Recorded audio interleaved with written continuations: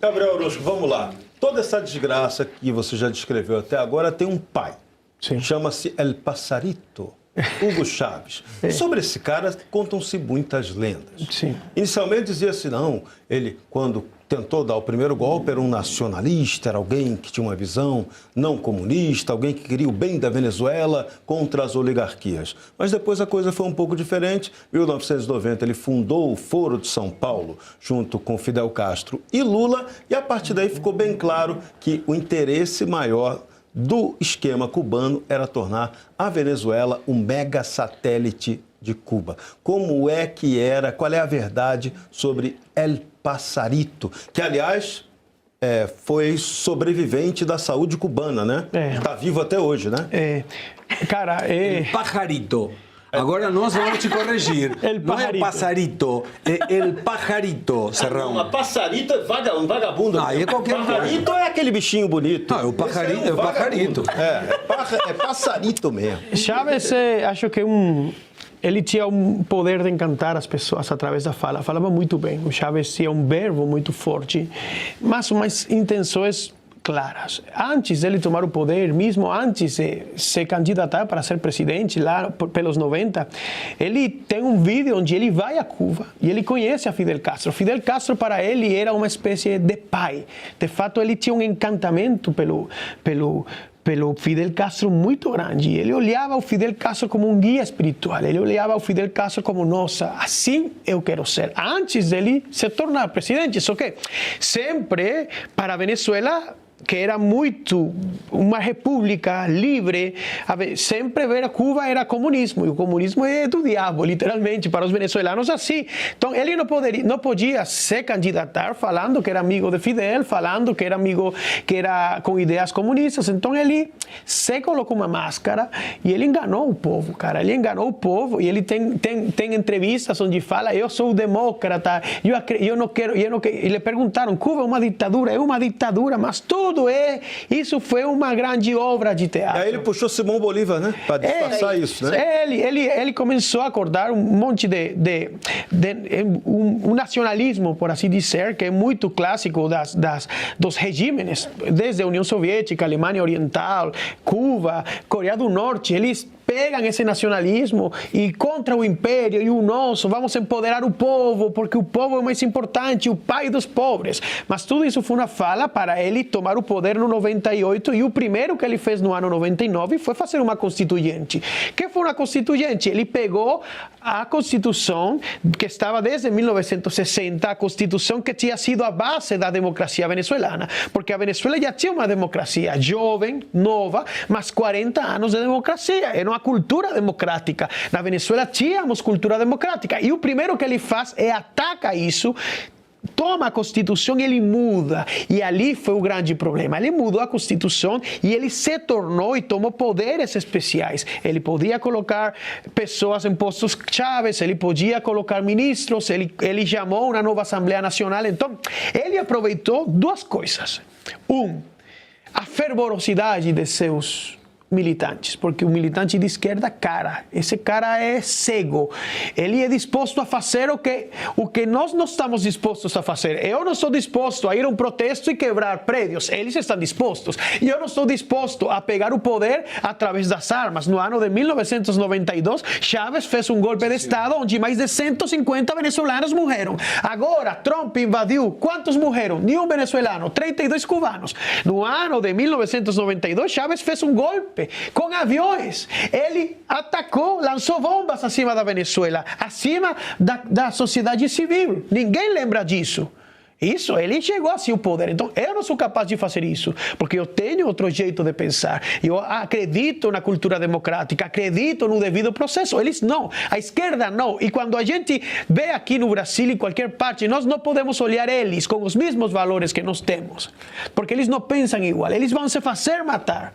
Então, por isso, agora que temos o tempo no Brasil, temos que agir, porque uma vez eles peguem o poder completo, não vai. Então, Chávez chegou mudou a Constituição no ano de 1999 e pronto, foi todo embora. Acabou a história da Venezuela. Antes de passar a bola para William, você que está nos assistindo e nos acompanha, se quiser fazer alguma pergunta para o Gabriel, entra no chat, coloca a sua pergunta, a produção vai trazer para a gente e a gente passa essa tua pergunta para o Gabriel. William.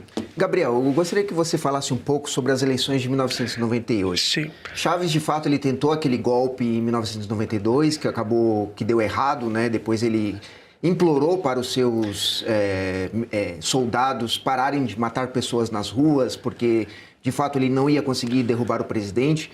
Mas em 1998 ele foi eleito. Sim. O que a população da década de 1990 pensava de Hugo Chávez? De fato, via nele uma esperança para aqueles governos anteriores, que não eram também mil maravilhas, né? Que também havia corrupções, havia confisco de dinheiro, enfim. Eles viam em Hugo Chávez alguma esperança ou, de fato, ele foi eleito pelos seus militantes?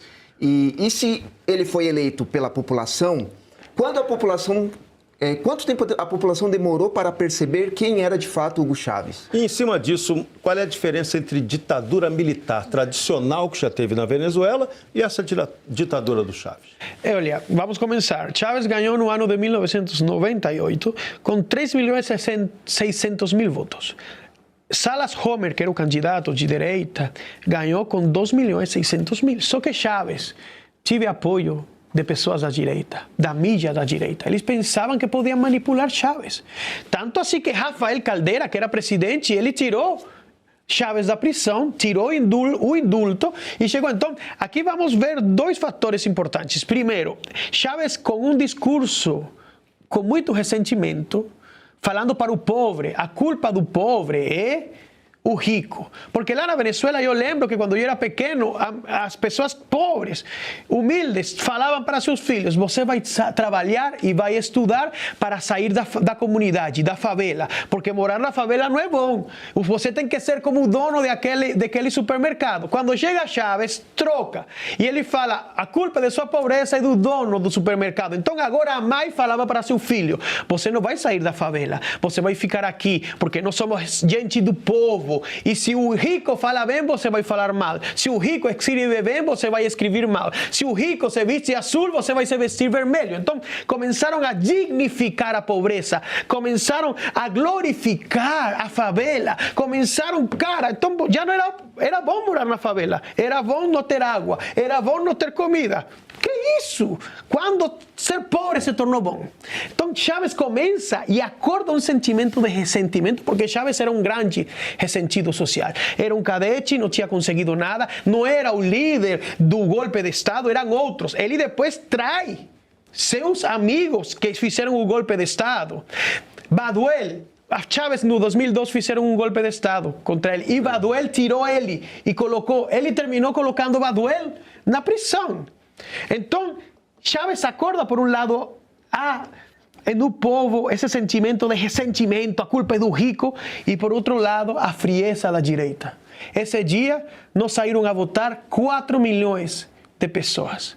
4 milhões de pessoas não saíram a votar na Venezuela. No ano de 1999, quando Chávez faz uma eleição para trocar a Constituição, 60% dos venezuelanos não saíram a votar. Eu recrimino isso para a minha geração passada. O venezuelano foi culpado. A apatia política. Que todos são iguais, direita e esquerda, todos os políticos são a mesma coisa, eu não vou votar por ninguém. Toma, porque eles se votam. Então a esquerda se mobiliza e a direita se desmobiliza. Eu não acredito na política, todos são iguais, eu quero me ir para os Estados Unidos. Então, olha o que aconteceu. Então se juntaram esses fatores. Ele não é que era a maioria, eram 3.600.000. E tínhamos 2.600.000 que votaram pela direita e 4 milhões que não votaram.